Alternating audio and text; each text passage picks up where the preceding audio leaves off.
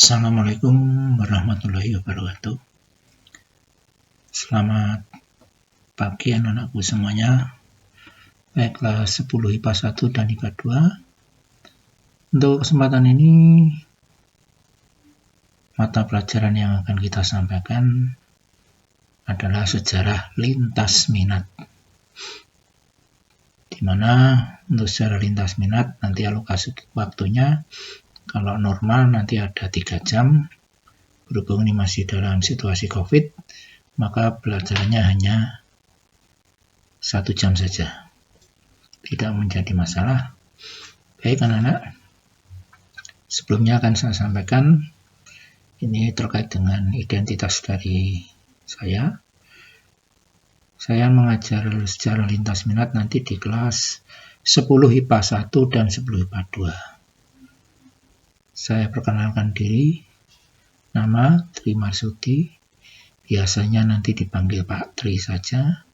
Kemudian alamat Jalan Manggis Gang 4 nomor 36 Magetan, Jawa Timur. Nomor HP bisa dilihat. Untuk mengajarnya yaitu sejarah.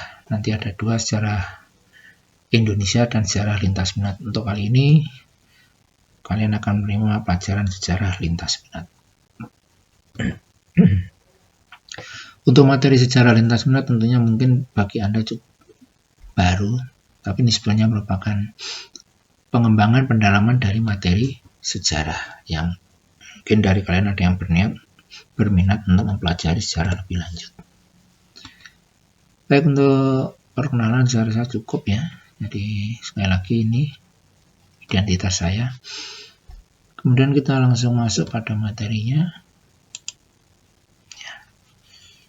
Coba kita lihat untuk materi kita ya. Untuk tahap awal nanti materi kita adalah terkait dengan judulnya. Nanti bisa sementara nanti kalian bisa mencari buku atau mencari informasi di internet.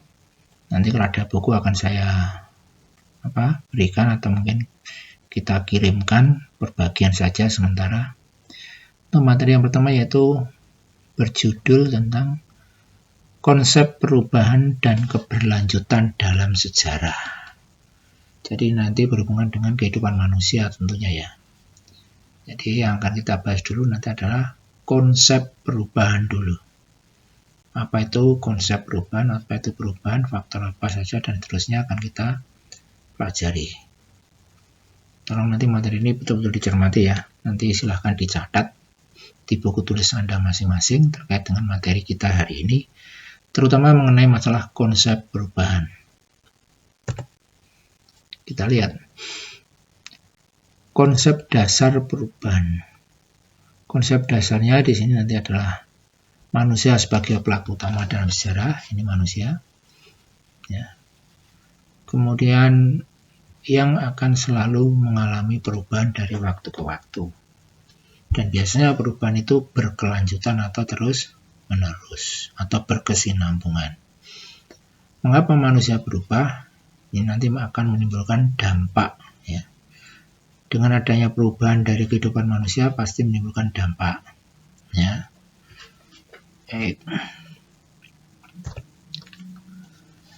Ya, supaya ini diperhatikan, apa itu perubahan?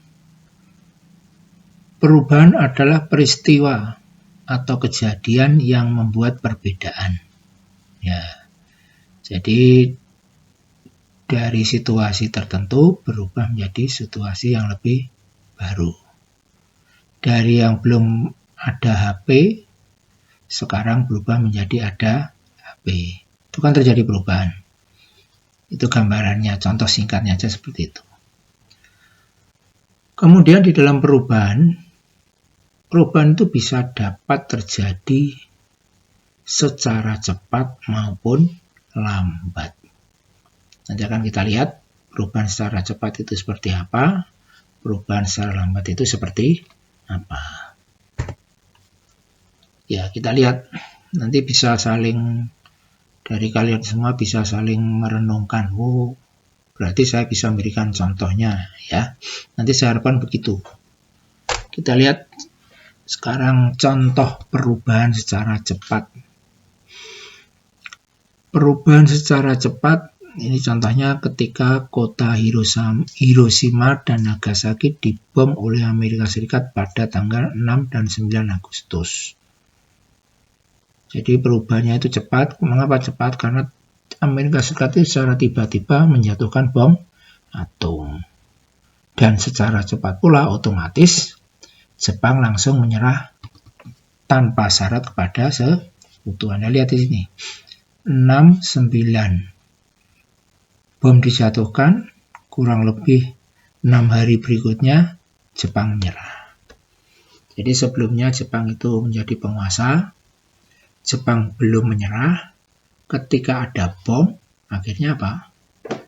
Jepang menyerah. Ini ya.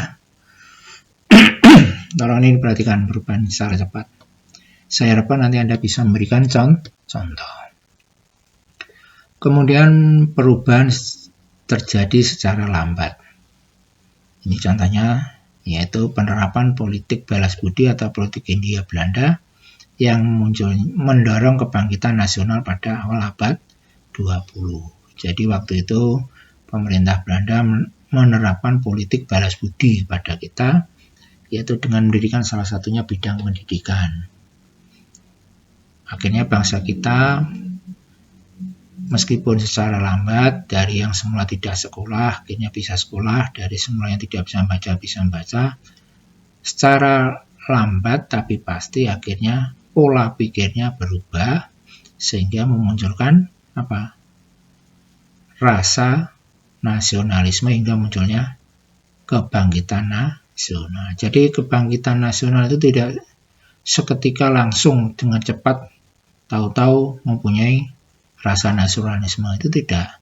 Jadi jiwa nasionalisme itu terbentuk karena adanya perubahan penerapan politik etis, ya. Jadi lambat. Nah ini tadi perumpamaan contoh secara cepat. Sementara sebelum ada bom, ayam, tentrem, ya. Ketika bom atom meletus, Anda lihat di sini ya. Maka kota Hiroshima dan Nagasaki hancur, sehingga akhirnya Amerika Serikat, ini orang Amerika Serikat, menyatakan menang dan rakyat Jepang menyatakan menyerah. Ini. Mengapa mereka menyerah? Karena ini. Sebelum ada bom, gimana? Mereka hidupnya tentram. Ya, ini. Ini namanya perubahan. Ini contoh juga perubahan yang semulanya rakyat kita banyak yang bekerja, kemudian dengan adanya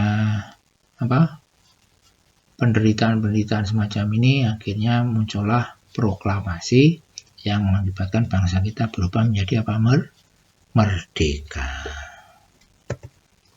Ya ini juga tadi perubahan secara lambat. Rakyat kita tidak ada yang sekolah, ya.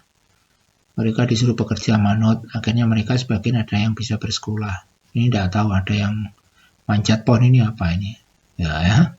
Mungkin karena belum mengerti pendidikan sopan santun, ya. Ada orang tua duduk di bawah, ini di atas, ya.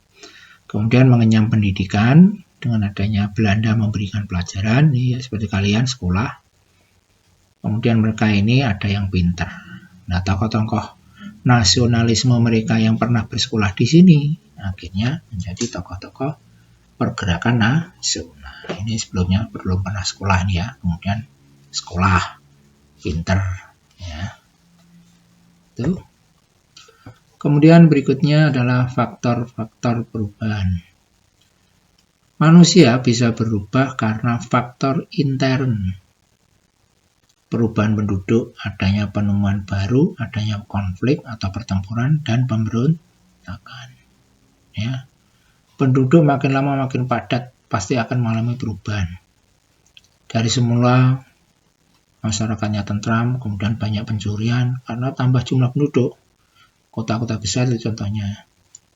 Dari kemudian faktor perubahan berikutnya, penemuan-penemuan baru, yang sebelumnya belum ada namanya kendaraan bermotor, sekarang ada, masyarakat berubah juga.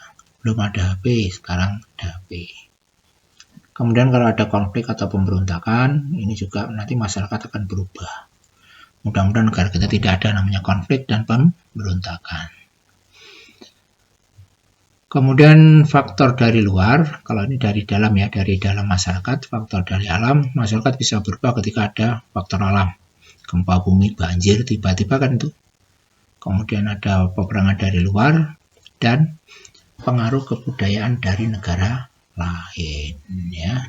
Sopan santun kita kenapa berubah ya, karena etika kita mungkin banyak meniru etika pengaruh kebudayaan barat.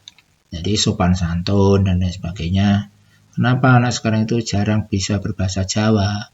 Ya karena pengaruh-pengaruh dari luar ya. Di samping pengaruh dari teknologi, juga pengaruh-pengaruh kebudayaan dari luar.